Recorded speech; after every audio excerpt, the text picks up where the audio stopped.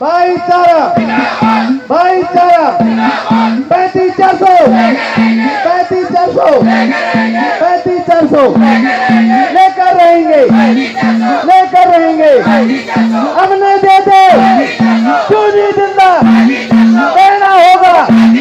35,400, 35,400, 35,400 क्यों नहीं जिंदा देते देते देते देते हमने देते देते देते हमने देते 35,400, 35,400, 35,400 हमने देते। नमस्कार, मैं पवन अहलावत सिटीजन में आपका स्वागत करता हूं।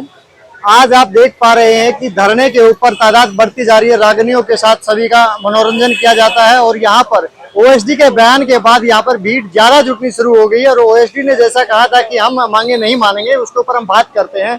सर नमस्कार। जी नमस्कार। आप सर शुभ नाम आपका? Rajpal Duhan, Rajpal education institute of association जिला प्रधान से। राजपाल जी, आप क्या कहना चाहेंगे ओएसडी के बयान पर?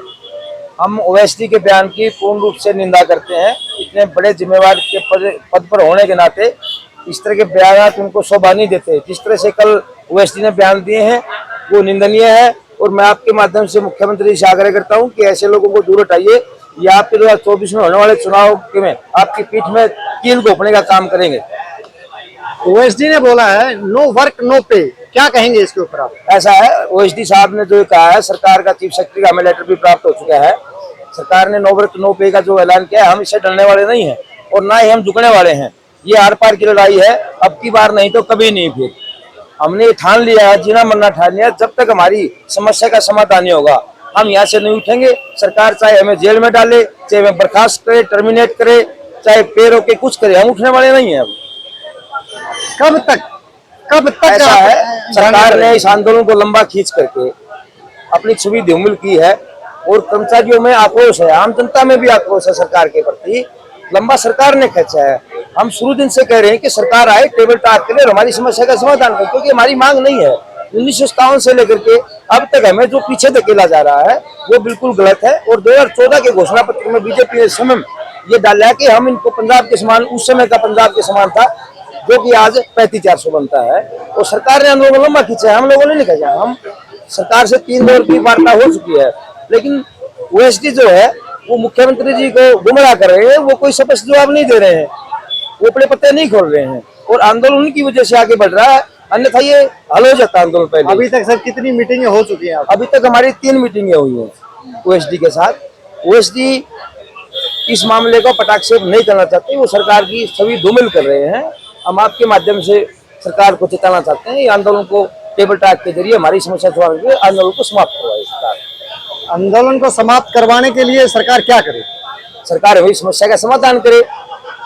हम सरकार को अपनी बातचीत, हम अपना पक्ष रख रहे हैं सरकार के सामने और तथ्यों के साथ। पूर्व की हुड्डा सरकार में हमें दे दिया गया था, लेकिन चुनावी जुमला बना दिया गया इन लोगों द्वारा। हरियाणा सरकार में अभी जो बैठे हैं बीजेपी सरकार ने, मादन आयोग की जो रिपोर्ट है, मादन आयोग की रिपोर्ट में क्लियर लिखा है कि कलर का जो हक है वो 35,400 बनता है।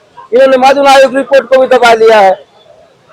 हमारी ये मांग नहीं सर, ये समस्या है और सरकार को बड़े दिल से, हमारा हक है, बड़े दिल से आकर के मुख्यमंत्री को बातचीत करके इसका समाधान करना चाहिए। तो क्या बातचीत के लिए बुलाते हैं तो आप जाएंगे? बिल्कुल, हम बातचीत में विश्वास रखते हैं। उन्होंने तो साफ मना किया है कि हम ये मांग नहीं मानेंगे। ये उनका बयान नहीं है, माननीय मुख्यमंत्री का बयान नहीं है। मैं इसलिए कह रहा हूँ कि जवाहर यादव जी का बयान है। वो उनका बयान इस पद पे होने के नाते शोभा नहीं देता उनको इस तरह के बयान। हम सरकार के कर्मचारी हैं, सरकार को चलाने वाले लोग हैं हम, और आम जनता में त्राही मची है। लोग कार्यालयों को चक्कर काट रहे हैं, लोग परेशान हो रहे हैं। हम किसी को परेशान नहीं करना चाह रहे। आम जनता आप लंबे टाइम से देख रहे हो, आप कितने वर्गों के आंदोलन चल रहे हैं, सरकार की छवि धूमिल हो रही है। लेकिन मैं आपके चैनल के माध्यम आगाह कर रहा हूँ, सरकार को 24 का चुनाव आसान नहीं है सरकार के लिए। सर सबसे बड़ी बात यहाँ आती है कि उन्होंने एक बयान दिया है, साथ में ये कहा है कि जनता खुद धरना खत्म करवा देगी, जनता ही आपका विरोध करेगी। जनता इनको समझ चुकी है। इन्होंने जो राजनीति ये करते हैं, एक दूसरे को लड़वाने की, जात के, पात के, धर्म के नाम पर के, वो समय जा चुका है इनका। लोग इनको समझ चुके हैं। 2024 में इनका सेंटर में भी आसान नहीं है, हरियाणा तो मिलना है नहीं इनको। अगर इस तरह से चलते रहे तो हरियाणा इनको मिलना मुश्किल है। खट्टर साहब का जो बयान था 4 दिन पहले अखबार में, कि जनता अगर मौका देगी ठीक है, ये चद्दर तान के सो जाएंगे तो खट्टर साहब तैयारी कर लेंगे चद्दर तान के सोने की। अगर आपने इस समाज को नाराज करके उठाया तो आपको चद्दर तान के सोने का समय आ गया समझो। तो आप ये मानते 2024 का जो इलेक्शन होगा उसका असर उस पर असर पड़ेगा? होगा सर, बिल्कुल होगा। पूरे प्रदेश में 35 से 40 हजार लिपिक स्ट्राइक पे है। बहुत इतिहास में पहली बार लिपिक अपने हक के लिए लड़ने के लिए मैदान में आया और हम अब की बार आर पार लड़ाई हम पीछे नहीं हटेंगे। सरकार कोई कार्रवाई करती है, जैसे पीछे हमने देखा ना काफी बार ये क्या करती है, सस्पेंशन का दे देती है, नो आए कोई नहीं आएगा, सस्पेंशन की बहुत सी ऐसी चीजें। सस्पेंशन की बात तो बहुत, हम टर्मिनेशन के लिए तैयार है, हम जेल में जाने के लिए तैयार है।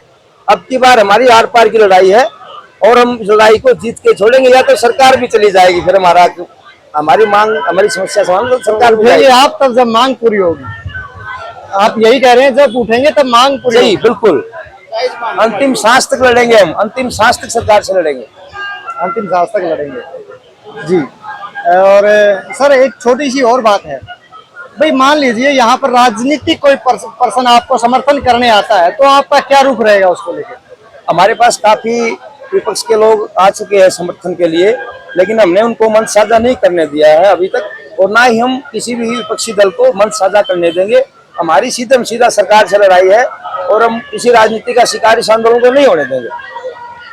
राजनीति से दूर रहते हुए आप लड़ाई लड़ेंगे? बिल्कुल, हमारी सरकार से लड़ाई है और हमें सरकार से लड़ाई। विपक्ष ने तो ये कर रखा है सारा। अगर उसको पूर्ववर्ती सरकार हुड्डा साहब 1 नवंबर ना दे करके अगस्त में हमारे को एक सैलरी दे जाते तो हुड्डा साहब को पूरे दिन नहीं देखने पड़ते और हमारे को भी आज ये दिन नहीं देखना पड़ता।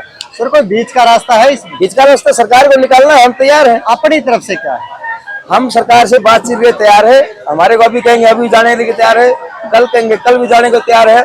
हमारी स्टेट कार्यकारिणी सरकार की एक कॉल की वेट में है, जब भी सरकार कॉल करेगी बातचीत के लिए हम तैयार हैं। तो बीच का रास्ता क्या हो सकता है आपके हिसाब से? बीच का रास्ता एक ही रास्ता है, 35-400 हक हमारा।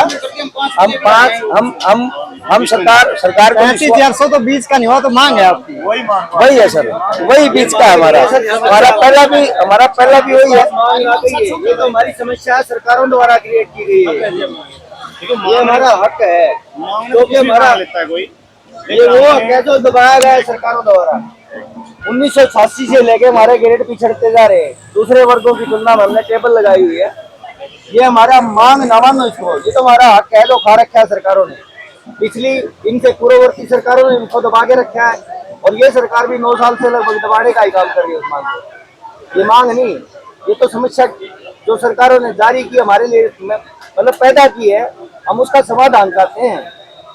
इसको आप ये ना कहिए मांग है, ये तो सरकारों को जो जख्म है जो भरने का समय आ गया है। अगर सरकार आराम से भर देती है तो हम आराम से खुशी खुशी चले जाएंगे, ना जनता को कोई तकलीफ होगी, ना हमें तकलीफ होगी और ना ही सरकार को कोई तकलीफ। अब सरकार ये कह रही है कि जनता को तकलीफ है आपकी वजह से, आप क्या कहेंगे? ये सरकार को 3 साल से हम नोटिस दे रहे हैं, धरने ज्ञापन सब कुछ करके देख लिया हमने। इसके बाद 18 जून को जो करनाल में हमने सरकार से बातचीत करने की कोशिश की, सरकार ने उसके प्रतिनिधि संजय बाटला जी और रेणुवाला जो मेयर थी, उन्होंने आश्वासन दिया था लिखित में कि हम सरकार से आपकी बात करवा देंगे। उन्होंने कहा था 4 जून तक बात करवाएंगे, हमने 4 जून तक इंतजार किया और उसी 18 तारीख को हमने स्पष्ट कर दिया था अगर 4 जून तक सरकार वार्ता के लिए तैयार नहीं होती है तो हमारे और कोई हमारे आगे रास्ता नहीं बचता है, फिर हम हड़ताल पे जाएंगे। तो उस वजह से सरकार की एक अनदेखी के कारण हमने हड़ताल पाना पड़ा है। इसमें हमारा कोई कसूर नहीं है, जनता के हमारे भी साथ हैं और सरकार ने जो बाद रात वगैरह की ड्यूटी दी है उनको हमने किया है स्ट्राइक पर रहते हुए। अब सरकार की मर्जी है कि वो हमें कब इस धरने से उठाए और कब हमारी जायज समस्या को सोल्व करे। उन्होंने एक बयान दिया था, उस बयान में ये भी बोला था, प्रेस कॉन्फ्रेंस में मतलब इकट्ठे होकर प्रेस में भी दिया था, उन्होंने ये कहा था कि यदि सरकार को हमारी आवश्यकता होगी, आपके प्रधान ने बोला था कि हम उसके लिए तैयार हैं, तो किस तरह के कार्य के लिए तैयार हैं? हम जो आपदा से संबंधित कार्य इसका बयान में रिप्लाई देता हूँ। अभी हमारे सिरसा में, फतेहाबाद में, अम्बाड़ा में, शाहबाद में बाढ़ आई हुई है, ठीक है, प्राकृतिक आपदा है, ये कोई बता कर नहीं आती, लेकिन जो ये आपदा आज कलर के ऊपर आई है इसकी सरकार जिम्मेवार है। और जब उन्होंने हमें ये चीज बोला कि भाई आप स्ट्राइक उठा लो, आपको 1 हफ्ते का समय देते हैं स्ट्राइक पे, मतलब अपने ऑफिस में चले जाओ, लेकिन हमने एक चीज कही थी, अगर हमारी ड्यूटी हम नैतिक नाते के लिए हम इसमें ड्यूटी करने के लिए तैयार हैं। जो हमारे पास साधन है, जो हमारे पास कर्मचारी हैं, या जो भी हमारे पास अवेलेबल होगा, जो भी हम बाढ़ में लोगों की सहायता करेंगे।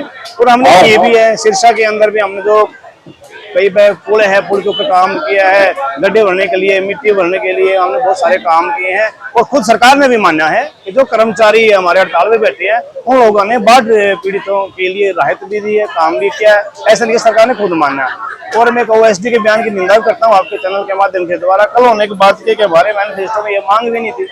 ये 2014 का घोषणा पत्र है, इस घोषणा पत्र कहते हैं, ये फूल का निशान है, बीजेपी का निशान है, ठीक है। और इसके अंदर ये 6 नंबर पे देखो, प्रदेश के कर्मचारियों को पंजाब के समान भत्ते वेतन दिया जाएगा। यानी कि पंजाब में क्या था 2019 में, मतलब उसने ये चीज बोल गई थी।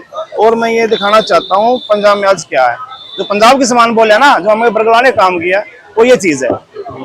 ये झूठ बोलता 3200 के मतलब ये पे ग्रेड है, और जो पंजाब के समान देने की बात की थी, लेकिन उन्होंने क्या किया, जुमलेबाजी इन्होंने इतनी पूर्व में सरकार आई है, सबने जुमलेबाजी करके हमारे साथ इतना छल किया है। ये हुड्डा साहब के देख लो, आज हुड्डा साहब का है, ये वो लेटर है 25 अगस्त 2014 मतलब ये 14 का जो लेटर है, उन्होंने मतलब ये हमारी जो मांग थी इसको मान लिया था कैबिनेट के अंदर। वैसे नहीं कि एक मीडिया के सामने घोषणा पत्र दिया, बोल दिया, लेकिन उनका आज हालात क्या है, अगर पहले लागू कर देते, हम कर्मचारी उनका साथ भी देते। हम कर्मचारी नहीं है, हम एक वोटर भी हैं, हमें वोट का अधिकार भी है। और दूसरी बात आपने बोला कि जनता परेशान है, वो जनता भी हमारी है, हमारे भाई बहन है, हमारे चाचा है, हमारे जो भी हमारे कुंबे वाले हैं, हमारा परिवार है। ऐसे नहीं कि कर्मचारी कहीं से आता है, परिवार है। ये हमने नहीं बोला, ये जवाहर यादव जी ने बोला था कि जनता परेशान है, वो अपने आप संज्ञान लेगी। हमें 24 दिन हो गए लगातार बैठे हुए, आज तक आप भी पत्रकार भाई हो तो हर जगह घूमते हो, कहीं आपको ऐसा लगा कि जनता परेशान है तो कदर है। और जो कल OSD का बयान है, OSD का बयान सिर्फ इसलिए है कि वो तो एक राजनीतिक आदमी है।